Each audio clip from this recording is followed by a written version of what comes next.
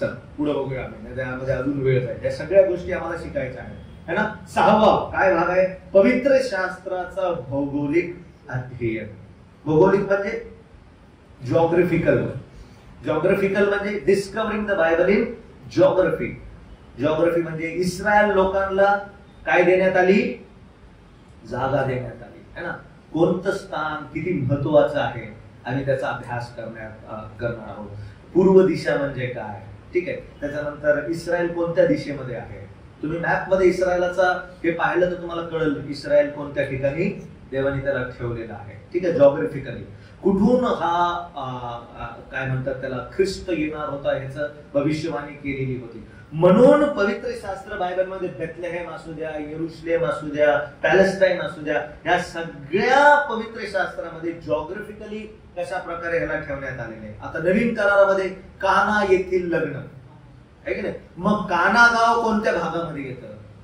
आता गालिल प्राण, आता किती गालिल गाव होते त्या काळामध्ये हे पाहणं गरजेचं आहे. योहान बाप्तिस्मा कुठे देत होता? यार्देनच्या तरी. मग ही यार्देन नदी कुठून वाहती? या यार्देन नदीला जुना काय इतिहास आहे का? मग हा यार्देनेमध्येच का बरं बाप्तिस्मा देत होता? जॉग्राफिकली त्याचं काय करणं? अभ्यास करणं. आता आम्ही ज्यावेळेस वाचतो, अभ्यास करतो, काना येथे गावात एक काय होतं? लग्न होतं. मग काना गाव कोणत्या भागात येतं? त्याचा हिस्टॉरिकल अभ्यास करणं गरजेचं आहे, ठीक आहे. मग त्याच्यानंतर प्रभू येशू ख्रिस्त किद्रोन ओहळ ओलांडून गेला. कुठे गेला? गेतसेमे बागेमध्ये. मग किद्रोन ओहळ कुठं होता? किद्रोन व्हॅली, किद्रोन व्हॅली म्हणतात ना त्याला. कधी गेला? ज्यावेळेस माडीवरच्या खोलीमध्ये त्याने काय केलं? काय केलं? शेवटलं भोजन केलं. त्याच्यानंतर तो त्याच्या शिष्यांसोबत कुठे गेला? किद्रोन ओहळ ओलांडून गेला. परंतु ओलांडून जात असताना प्रभू येशू ख्रिस्त काय गात होता? एक गीत गात होता. बरोबर, त्या ठिकाणी पण दिलेले. तो गाणं गाऊन त्या ठिकाणी आपल्या शिष्यांसोबत गेला. मग किद्रोन ओहळामध्ये काय होत होतं? किद्रोन ओहळ जुन्या करारामध्ये दिलेला आहे का? त्या ओहळामध्ये आम्हाला पाहायला मिळतं सगळे अर्पण केलेल्या पोखऱ्यांचं काय काय दिलं जात होतं? रक्त वाहिलं जात होतं. भयानक किद्रोन ओहळ. तिथून प्रभू येशू ख्रिस्त काय करत आहे? ओलांडून कुठं जात आहे? गेतसेमे बागेमध्ये जात आहे. तर अशा अनेक भूगोलिक अर्थ आहेत. ज्यावेळेस आम्ही एका भागाला ज्यावेळेस अभ्यास करतो तर त्याला कशा प्रकारे हातामध्ये मॅप घेणं गरजेचं आहे, ॲटलास ठेवणं गरजेचं आहे आणि त्या प्रकारे त्याचा अभ्यास करणं गरजेचं आहे. समजा तरी काय म्हणत आहे? उदाहरणार्थ येरुशलेमचं मंदिर है ना. येरुशलेमचं मंदिर कुठं उभं आहे? आता आहे का ते मंदिर? त्या मंदिराचा कोणता भाग आता उभा करण्यात आलेला आहे? एकच इमारत आहे त्याची. कोणता वॉल म्हणतात त्याला? वेस्टर्न वॉल आहे की नाही. एकच वॉल, एकच आहे. बाकी सगळं मंदिर काय करण्यात आले? पाडून टाकण्यात आलं. मग आता तिथं काय उभं आहे? तिथं मॉस्क उभा आहे. त्याला डोम ऑफ रॉक म्हणतात आहे की नाही. ते मोठं त्या ठिकाणी असलेलं मुस्लिमांचं जे आहे भाग तो त्या ठिकाणी काय आहे? उभा आहे. मग भूगोलिक आम्हाला अभ्यास करणं गरजेचं आहे की मंदिर कधी पाडण्यात आलं, कोणत्या साली पाडण्यात आलं, ठीक आहे. मग ह्या सगळ्या गोष्टी जॉग्राफिकली आम्हाला भूगोलिकरित्या त्याचा अभ्यास करणं गरजेचं आहे. खूप नावं रिपीट आलेली आहे. खूप नावं कशी आलेली आहेत? रिपीट. नासरेतकर येशू. कोणता येशू? मग नासरेत जुन्या ठिकाणी आहे का? जुन्या करारात आहे का नासरेत? Jesus of. मग लोक म्हणतात हा कसं आहे? हा मग ते नाही का कोण? नॅझराईट म्हटलं ना. कोणतो वो म्हणतात ना तो मराठीमध्ये विसरलो पण इंग्लिशमध्ये तर नॅझराईट है ना, नॅझरीन. तर अशा अनेक गोष्टींमध्ये काय करतात लोक? कन्फ्यूज होऊन जातात, ठीक आहे. म्हणून आम्हाला तो भाग माहीत असणं अवश्य आहे. जसं म्हणलं मी येरुशलेम मंदिर. आता येरुशलेम मंदिर कोणी, ती जागा कोणी विकत घेतली? दावीद राजाने विकत घेतली. कुठून विकत घेतली? कोणाकडून विकत घेतली? किती पैशामध्ये विकत घेतली? त्याचा अभ्यास करणं गरजेचं आहे. मग नोहाचं तारू कुठं टेकलं? कोणत्या पर्वतावर? कुठं येतो अरारत पर्वत? अरारत पर्वत असू द्या, येरुशलेमचं मंदिर असू द्या किंवा अब्रामाचं अर्पणाचं स्थान असू द्या, हे एक आहे का? ह्याच्यामध्ये ज्यावेळेस तुम्ही अभ्यास करा त्यावेळेस तुम्हाला समजेल अद्भुतरित्या या सगळ्या गोष्टींना कशा प्रकारे देवाने बायबलमध्ये जॉग्रफीच्या ह्याच्यामध्ये भौगोलिक दृष्टिकोनाने समोर ठेवलेलं आहे. समजत मी काय म्हणते है ना? अरारत पर्वत असं सांगितलेले कितव्या दिवशी ते तारू टेकले? 7व्या महिन्याच्या 17व्या दिवशी असं लिहिले ना. उत्पत्तीचं पुस्तक याचं किती अध्याय? 8वा अध्याय. कितव्या दिवशी? 17व्या दिवशी. मग नवीन करारामध्ये 17वा दिवस आहे का? त्याचा अभ्यास करणं गरजेचं आहे. मग त्याच्यानंतर वलांडन सणामध्ये कितव्या दिवशी त्या कोकऱ्याला मारायचं, कितव्या दिवशी त्याला वध करायचं सांगितलेलं आहे ना. मग 17व्या दिवशी काय होणार होतं हे सगळं है ना जॉग्रफी मध्ये आम्हाला शिकायला मिळतं. कशा प्रकारे पवित्र शास्त्र एकमेकांमध्ये काय आहे गुंतलेलं आहे. खूप सुंदर आहे, खूप अद्भुत आहे. ठीक आहे. पुढचा अभ्यास आम्ही काय बघणार आहोत है ना. फक्त काव्यात्मक किंवा भौगोलिकरित्या म्हणजे आता समजा जो भाग वाचत आहे काय काय भागांमध्ये खूपच आहे बाबा. काय ह्या गावात गेला, त्या गावात गेला, इकडे गेला, तिकडे गेला, मग त्याला समोर ठेवा. त्या गावांचं नाव असंच काढून देऊ नका. उदाहरणार्थ एक पुस्तक काढा, अनुवादाचं पुस्तक काढा, सॉरी गणनाचं पुस्तक काढा. गणनाचं पुस्तक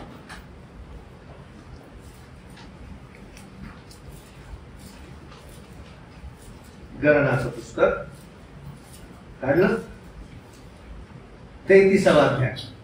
33वा अध्याय. आता तुम्हाला होमवर्क देईल, गृहपाठ. काय गृहपाठ देईल? कूच हा शब्द किती वेळेस आला? कोणता शब्द? गणनाचं पुस्तक 33वा अध्याय काढला है ना. आता बघा 5व्या वचनापासून. इस्रायल लोकांनी रामसेस येथून काय केला? कूच करून सुखोत येथे काय दिला? तळ दिला. बघा हे नाव दिलेले सुखोत काय आहे की नाही. त्याच्यानंतर पुढे बघा. सुखोत येथून कूच करून राणाच्या कडे वळल्या एथामात त्यांनी काय दिला? तळ दिला. एथामाहून कूच केल्यावर ते माग फिरले व बाल सोफर समोरील कशा समोर? पिहरीरोत येथे येऊन मगदिला समोर त्यांनी काय दिला? तळ दिला. आता इथं काय झालं? इथंच देवाने तांबडा समुद्र काय केला? दुभागला.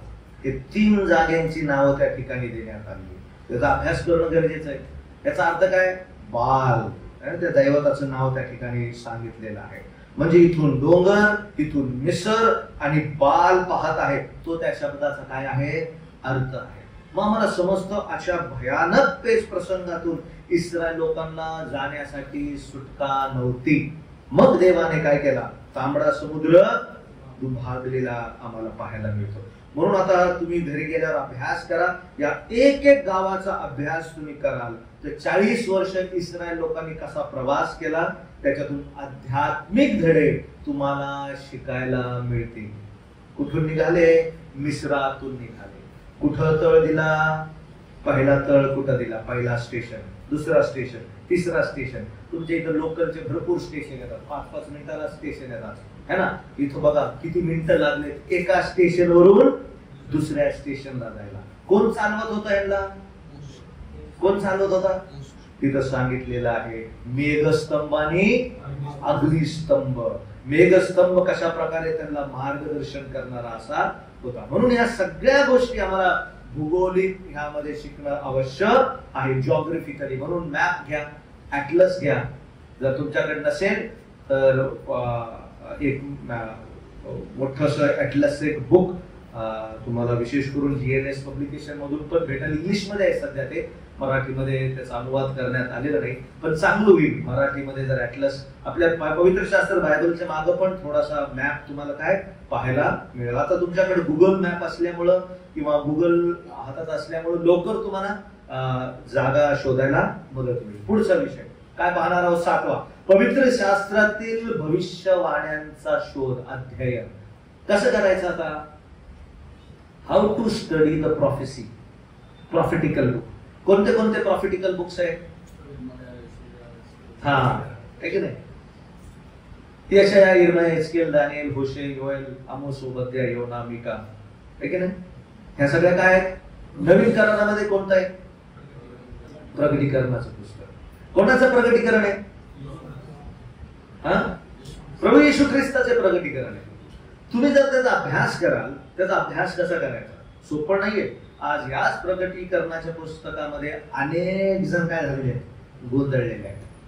काही जण असे म्हणतात की मंडळी कशातून जाणार आहे? महासंकटाच्या काळातून जाणार आहे. म्हणून अनेक लोक काय करायला लागलेत? 2 खजूर खिशात ठेवत आहेत, 2 बदाम खिशात ठेवत आहेत. आठवड्यामध्ये 2 बदाम खाऊन कसं जिवंत राहता येईल त्याची काय करायला लागले? प्रॅक्टिस करायला लागले. गुहेत कसं राहता येईल, है ना, मातीत राहून कसं राहता येईल, असे अनेक लोक. कारण प्रचारकांनी तसं सांगितलं की मंडळीला थोडा वेळ तरी कशातून जावं लागेल? महासंकटाच्या काळातून जावं लागेल. मग ह्याच्यावर जर तुम्हाला बोललं तर तुम्ही काय म्हणताल? आता सो कॉल्ड ब्रदरन लोक पण थोडंफार ह्याच्यावरती काय करू लागले? बोलायला लागले. काही वर्षानंतर फुल ब्रदरन ऍग्री होऊ शकतात की मंडळी कशातून जाईल. मग काय करतात? ठीक आहे. म्हणून थेसलोनिकराचं पत्र लिहिण्यात आलं. थेसलोनिकराच्या पत्रामध्ये स्पष्ट सांगितलेलं आहे मंडळी जाईल का जाणार नाही. अनेक असे उदाहरण आहेत. तुम्ही ज्यावेळेस त्याचा अभ्यास कराल प्रगटीकरणाच्या पुस्तकामध्ये तुम्हाला समजेल मंडळीला कशा प्रकारे उचलण्यात येणार. जोपर्यंत तो येणार नाही, ठीक आहे, ते खूप महत्वाचं. जोपर्यंत पवित्र आत्मा राहील तोपर्यंत तो येणार नाही. का? कारण तो त्याला प्रतिबंध करेल असा शब्द वापरलेला आहे. मला वाटतं पहिले थेसलोनिकराचं पत्र 2 अध्याय 10 आणि 12 वचनामध्ये. म्हणून हे माहीत असणं आवश्यक आहे. थेसलोनिकरातले लोक म्हणून गोंधळलेले होते. त्यांना वाटलं आता प्रभूचं येणं लवकर आहे, आम्ही संकटातून चाललो, मोठ्या समस्येतून चाललो, आता प्रभू लवकर येणार आहे. म्हणून त्या ठिकाणी तिमोथेला पाठवण्यात आलं. हाच तिमोथी. पौलाने कुठे पाठवलं तिमोथेला? थेसलोनी येथील मंडळीमध्ये पत्र घेऊन गेला आणि त्यांनी सांगितलं, बघा तुम्ही फक्त वाचत चला. थेसलोनिकराच्या पत्राच्या प्रत्येक अध्यायाच्या शेवटी काय सांगितलेलं आहे? तो येणार, तो येणार, तो येणार, है ना. म्हणून थेसलोनिकराचं पत्र असू द्या, प्रगटीकरणाचं पत्र असू द्या, दानिएलाचं पुस्तक है ना, हा खूप चांगला विषय. दानिएल आणि प्रगटीकरण सोबत सोबत जाते. ठीक आहे. मग ह्या प्रॉफिटिकलला किंवा ह्या भविष्यवाण्याच्या पुस्तकाला कसं अभ्यास केलं पाहिजे तो पण विषय आम्ही पाहणार आहोत. ठीक आहे. समजलं इथपर्यंत आमचा विषय काय? पुढे चलूया. 8वा विषय काय? पवित्र शास्त्रातील अध्यापन किंवा उत्तरांचा अध्ययन. Discovering Bible teaching passages. वेगळे वेगळे पॅसेजेस. आता लक्ष द्या. ठीक आहे. अभ्यास करत असताना हे 3D खूप चालतंय. कोणता डी? 3D. या 3D ला आपण असं घेऊया, है ना. अभ्यास करत असताना चेकआउट की तुम्ही याचा अभ्यास करू शकता. कशाचा? Studying it devotionally. सेकंड, फक्त डिवोशनलीच नाही, स्टडीइंग इट डॉक्ट्रिनली. कसा? डॉक्ट्रिनली, है ना. आणि तिसरं, स्टडीइंग इट डिस्पेन्सेशनली. समजलं? हे 3 महत्वाचे 3D कधी विसरू नका. कोणता पण तुम्ही भाग घ्या, त्या भागाला बघा. मी एकतर ह्याच्या अंतर्गत अध्ययन करू शकतो डिवोशनली, मननाच्या स्वरूपामध्ये. मनन म्हणजे खूप सुंदर हा विषय आहे. डिवोशनली, डिवोशनली म्हणजे देव माझ्या जीवनामध्ये, मी ज्यावेळेस शास्त्र घेऊन बसतो, वाचतो, अभ्यास करतो, प्रभू माझ्यासोबत एखाद्या वचनाच्या द्वारे, एखाद्या भागाच्या द्वारे, एका शब्दाच्या द्वारे मला काय करतो? माझ्यासोबत बोलत असतो. डिवोशनली. ठीक आहे. तर तो डिवोशनली भक्तीच्या स्वरूपामध्ये माझ्या जीवनाच्या परिस्थितीवर अवलंबून असणाऱ्या गोष्टी दुसऱ्याला साधारण वाटतील पण मला कसे वाटतात? स्पर्श करून जाणार. डिवोशनली. दुसरं, डॉक्ट्रिनली अभ्यास करता येतो. एका भागाला डिवोशनली अभ्यास करता येईल, नाहीतर डॉक्ट्रिनली अभ्यास करता येईल. म्हणजे आता शोधा त्या भागामध्ये डॉक्ट्रिन्स आहेत का कोणते दिलेले, है ना. डॉक्ट्रिन्स म्हणजे देवविषयी डॉक्ट्रिन, ख्रिस्त विषयी डॉक्ट्रिन, मंडळी विषयी डॉक्ट्रिन, थिओलॉजी म्हणतात ना, अनेक लॉजीज आहेत. तर डॉक्ट्रिनली मला त्या गोष्टीचा अभ्यास करता येतो. उदाहरणार्थ मंडळी. कोणता? मंडळीला कोणतं लॉजी म्हणतात? मंडळीला है ना? ग्रीक भाषेमध्ये नाव आहे मंडळीला. काय नाव आहे? आम्ही इंग्लिश मध्ये त्याला काय म्हणतो? चर्च. इक्लेसियास्टिकल. इक्लेसियास्टिकल, इक्लेसियास्टिकल है ना? इक्लेसियास्टिकल म्हणजे चर्च ने होत. काय होतो तो अर्थ? असेंब्ली होतो. काय होतो? असेंब्ली होतो. मग जिथं जिथं केजीबी मध्ये आता कोणता शब्द आलेला आहे? चर्च शब्द आलेला आहे. चर्च शब्द आलेला आहे. पण कोणता शब्द पाहिजे? असेंब्ली शब्द पाहिजे. असेंब्ली शब्द पाहिजे. आता ह्याला आपण डॉक्ट्रिनली जर पाहायला गेलं तर हा शब्द आम्हाला बरोबर वाटतो. हा जगाच्या दृष्टिकोनातून बरोबर वाटेल, परंतु स्क्रिप्चरली हा शब्द योग्य नाही. स्क्रिप्चरली शास्त्रावर आधारित असणारा हा शब्द कसा आहे? परफेक्ट आहे. जो मेन शब्दाला काय करतो? समोर ठेवतो. तो म्हणजे काय म्हणलो मी? कोणता शब्द मंडळीला? असेंब्लीला कोणता शब्द? इक्लेसिया है ना? इक्लेसिया म्हणतो ना, हिंदीमध्ये कलेसिया म्हणतात है ना? इक्लेसिया. इक्लेसिया म्हणजे कॉल्ड आउट, बोलावलेले, आवाज दिलेले. दोन शब्द येते. एक क्लेसिया म्हणजे बोलावलेले, बाहेर काढलेले लोक एका विशेष उद्देशासाठी. म्हणजे आता जिथं पण तो विषय आला, मला कसा अभ्यास करायचा आहे? डॉक्ट्रिनली अभ्यास करायचा आहे. आणि आज इथं आमचे अनेक लोक खूप चांगला अभ्यास करतात, खूप चांगला अभ्यास करतात, पण आमचे लोक इथं खूप कमजोर पडतात. आणि तो भाग कोणता आहे? डॉक्ट्रिनचा, आहे की नाही? आणि त्याच्यासाठीच अभ्यासक्रम महत्वाचा. त्यामध्ये खूप सुंदर सुंदर काय दिलेले आहेत? डॉक्ट्रिन्स. हे डॉक्ट्रिन्स जे आहेत ना, सिद्धांत, हे अनेक वेळेस आम्हाला बोर वाटतात अभ्यास करायला. पण तुम्हाला खरं सांगतो मी, त्याचा अभ्यास जर तुम्ही बसून कराल ह्या भागाचा, तर तुम्हाला खूप आनंद होईल. त्याला सिस्टमॅटिक अभ्यास लागतो. मग काही भागांमध्ये तुम्ही डिवोशनली अभ्यास करू शकता, काही भागामध्ये डॉक्ट्रिनली अभ्यास करू शकता, आणि काही भागांना डिस्पेन्सेशनली. डिस्पेन्सेशनली म्हणजे कालखंड, संपूर्ण कालखंड. आता काही इथं 7 कालखंड आहेत. कोणी त्याला 4 म्हणतात, कोणी त्याला 2 म्हणतात. जुना करार किंवा नवीन करार. 7 कालखंड म्हणजे आदामापासून घेऊन कुठपर्यंत? प्रगटीकरणापर्यंत, आहे की नाही? कशा प्रकारे माझा जो भाग येतो तो कोणत्या कालखंडात येतो? आता एक सांगतो. मी जर अभ्यास करायला लागलो प्रेषितांची कृत्ये ह्याचा अध्याय 2, कोणत्या कालखंडात येतो? सांगा. अभ्यास करताना प्रेषितांची कृत्य 2 आपण तर खूप खूप, आणि मग ते प्रेषितांच्या शिक्षणात, अजून कशात? सहवासात, भाकर मोडण्यात आणि प्रार्थना करण्यात काय होते?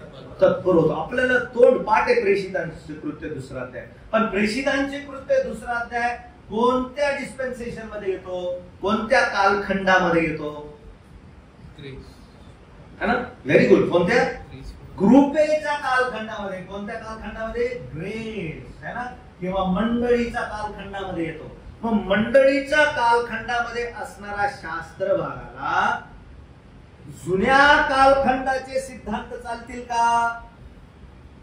समजलं मी काय म्हणत आहे की नाही? ज्याला आम्ही 10 आज्ञा म्हणतो, है ना? शब्बात, दिवस पाळ. आणि इथं प्रेषित 2 मध्ये मी शिकवा लागलो ते प्रेषितांच्या कशात सहवासात काय होते? समजलं? ते आठवड्याच्या पहिल्या दिवशी एकत्र येत होतं. हा कोणता कालखंड सांगतो? कृपेचा कालखंड सांगतो. जुन्या करारातला कालखंड सांगतो. ते कोणत्या दिवशी एकत्र येत होते? ते शब्बात दिवशी एकत्र. म्हणून मला पाहणं गरजेचं आहे की जो भाग मी अभ्यास करत आहे तो डिस्पेन्सेशनली आहे का? कालखंडाच्या स्वरूपामधला आहे का? समजलं? समजत आहे का? पुन्हा सांगू? पुन्हा सांगू. कोणता पण भाग घ्या तुम्ही, कोणत्या पण भागाला या तिघांमध्ये अभ्यास करू शकता. समजलं? आता कोणता पण भाग घ्या, बायबलचा एक पॅसेज, त्याला तुम्ही ह्या 3 मधून एकामध्ये काय करा? अभ्यास करा. जर तुम्हाला वाटलं या तिघांमधून बाबा हा जास्त असा दिसत आहे मला, तर ह्याच्यावरती फोकस करा. जर तुम्हाला वाटतं हा भाग जास्त करून बरोबर जमा करा, ह्याच्यावर दिसत आहे मंडळीबद्दल दिसत, तर जास्त डॉक्ट्रिनली घ्या. जर तुम्हाला वाटत आहे की हा भाग जास्त करून कसा आहे? डिवोशनली आहे, है ना? मग तो घ्या. समजलं?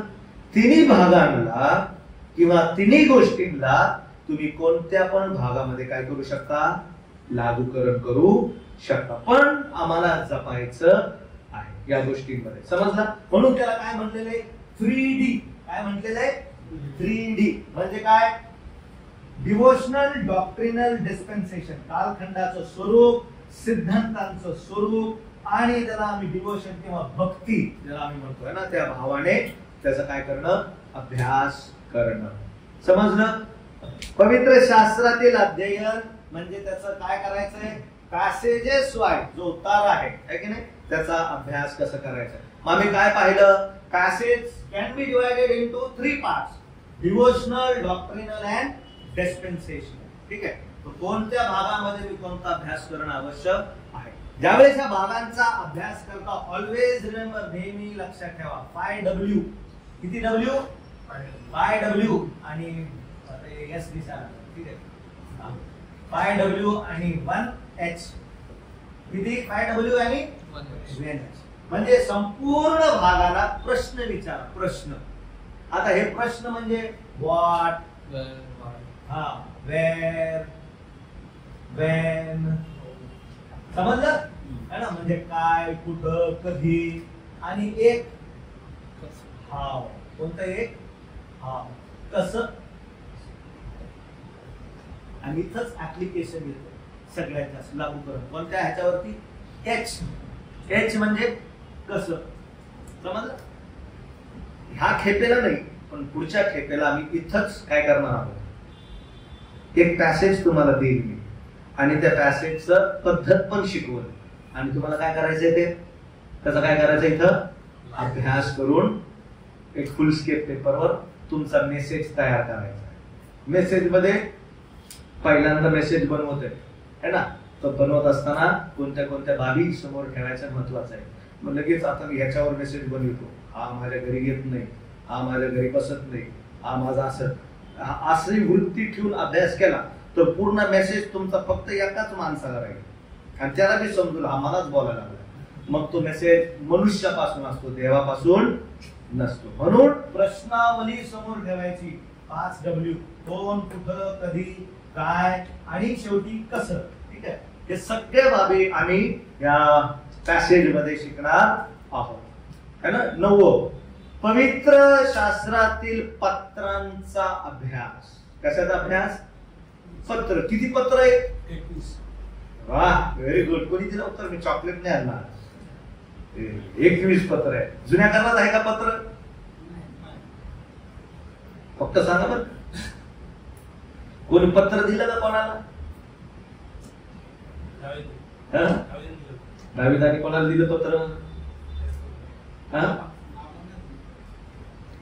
नामानाला पत्र देण्यात. जुन्या करारात पण पत्र आहे. पत्र काय करायचे? एका राजापासून दुसऱ्या राजाकडे द्यायचे. मग त्या पत्रांबद्दल बोलत आहे का? नाही. हे कोणते पत्र आहेत? नवीन करारामध्ये असणाऱ्या पत्रांचा अभ्यास. आता काय आहे त्या पत्रामध्ये? बरं, पत्र कोणाला लिहिली? मंडळीला लिहिली. किती मंडळी आहेत? मोजा मोजा मोजा मोजा. किती पत्र आहेत? 21 पत्र आहेत. मग किती मंडळी आहेत?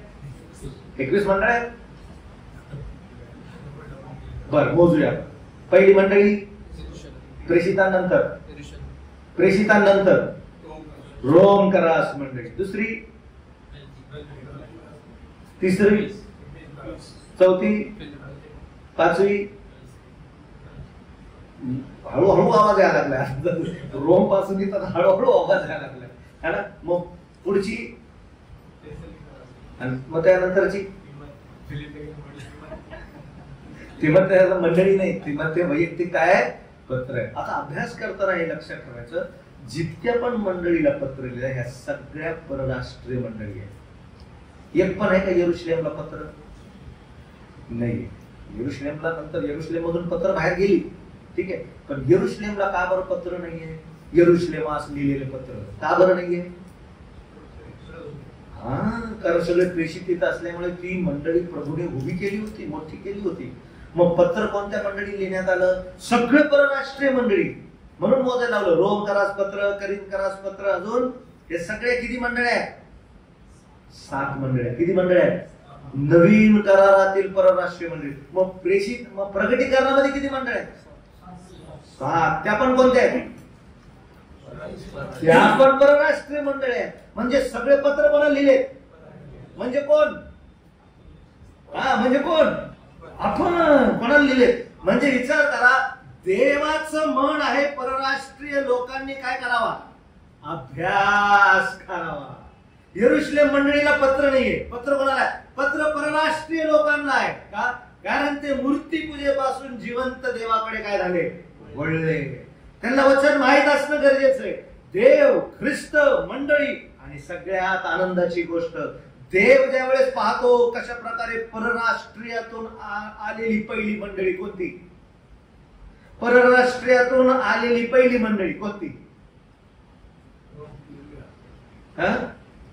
बरं, ब्रेक मध्ये अभ्यास करा आणि मला सांगा. ब्रेकच्या नंतर परत उत्तर मला द्यायचं. काय विचारलं? परराष्ट्रीयामधून आलेली पहिली मंडळी दिलेली तिथं प्रेषितांच्या कृत्यांमध्ये कोणती? ऑप्शन देऊ? ऑप्शन 1 अंतुकिया. एकच वाचायचं जमलं. ठीक आहे. ह्याला पाहायचं मासेदोनिया कोणत्या प्रांतामध्ये आहे की नाही. मग मला हे सगळं जॉग्राफी शिकवतं, पत्रांचा अभ्यास शिकवतो की बाबा हे कुठं ठेवलंय. आता थेसलोनिकरास मंडळी कुठे ठेवली? पाठ आहे थेसलोनिकरास मंडळी. पण थेसलोनिकराची मंडळी आली कुठं? ज्यावेळेस आम्ही अभ्यास करतो त्या कालखंडामध्ये युरोप खंड जास्त चालत होता. कोणता? बापरे, लय व्हायला पसरला युरोप खंड. मग युरोप खंडामध्ये सगळ्यात मोठं राज्य कोणतं होतं? रोमचं राज्य होतं. समजलं? मग रोम राज्यामध्ये सगळ्यात मोठं कोणतं आहे? तुम्हाला पाहायला भेटतं युरोप. रोम खंड. रोम खंडातून सगळ्यात मोठा पाठ कोणता? मासेडोनिया. बापरे, आमचं पण आशिया खंड, भारत, महाराष्ट्र आणि मग इथं फिलिप्पिकरास पत्र, मग त्याच्यानंतर थेसलोनिकरास पत्र, बिरिया येथील मंडळी. कुठं होत्या या सगळ्या मंडळ्या? मासेदोनियाच्या मंडळ्या. म्हणून तो दुसरे करिंथकरास पत्र 8व्या अध्यायामध्ये असं सांगितलंय, मासेदोनियातील मंडळ्या तुम्हाला काय पाठवतात? त्यांनी काय पाठवलं? औदार्याने दिलेले. गरिबीच्या परिस्थितीमध्ये ते कसे देणारे झाले? कोणती मंडळी? पाऊलाला थांबवलं, प्रतिबंध करण्यात आले. आशियाला चालला होता, थांब, कुठं जा? युरोप खंडात जा. का बरं युरोप खंड? कारण युरोप खंड नुकताच वरती आला होता. मग कोणतं गडबड झाली होती? कोणतं समोर आलं? रोम शहर समोर आलं. रस्ते, नाले, घर, बिल्डिंग, रोमन कॉलनीज सगळं वाढत होतं. प्रभूने त्याच्या मंडळीचा पण रस्ता काय केला? आता पाहता ना, शेवगावला रस्ता झाला. पहिले होते का रस्ते? नव्हते ना. काही जण पोहून जायचे, फिरून जायचे. आता काय झाले? समृद्धीच झाली आता, है ना. प्रभूने मंडळी उभी केली, है ना. किती अद्भुत आहे प्रभू. मला सांगायचं काय? पत्रांचा अध्याय कुठं ठेवलेलं आहे? पत्र कोणत्या मंडळी, कोणती जागा? जॉग्राफिकली अभ्यास करणं गरजेचं. शेवटला मुद्दा काय अभ्यास करणार आहे? पवित्र शास्त्राच्या अवतींचा किंवा डिस्कवरिंग द बायबल आवृत्ती तिथे लिहिले, परंतु स्पेशल आहे कॅरेक्टर स्टडी, है ना. कॅरेक्टर स्टडी आवृत्ती तो शब्द दिलेला आहे, परंतु तुम्ही म्हणतात चारित्र्यांचा अभ्यास. चरित्र पवित्र शास्त्रामध्ये असणारे कॅरेक्टर्स. किती कॅरेक्टर आहेत? तुमचं आवडतं कोणतं आहे? Abhi, which is your favourite character? Prashant? David. David पाटला बरं का. लक्ष द्यायचं. तुमचं कोणतं आहे? नाही काय? योसेफ. व्हेरी गुड, है ना. अजून कोणतं आहे? अब्राहम. Very good. माझं कोणतं माहिती? प्रभू Yeshu Khrist. Best of the best character. मग या कॅरेक्टरचा अभ्यास करायचा. नकारात्मक कॅरेक्टर आणि पॉझिटिव्ह कॅरेक्टर पण ठेवलेले आमच्या कशासाठी? उत्तेजनासाठी. जेणेकरून जे त्यांनी चुकीचं केलं ते आम्ही करू नाही. जे त्यांनी सकारात्मक दोन्ही गुणांना समोर ठेवलेले पाहिजे. दोन्ही गुण, पॉझिटिव्ह पण आणि निगेटिव्ह पण. ठीक आहे, समजलं? हा आमच्या सर्व अनुक्रमणिका आहे. आता तुम्हाला ते वाचायला चांगलं वाटेल. जे हातामध्ये ब्रदर म्हणले ना 250 रुपयाचं काय काढलं, खरं तर पैसे दिलेले आहेत ना. आता हे समोर ठेवून अभ्यास करा, मग तुम्हाला इंटरेस्ट वाढत जाईल पवित्र शास्त्र बायबल अभ्यास करायचा. दिलेल्या वचनाबद्दल प्रभूचे आभार.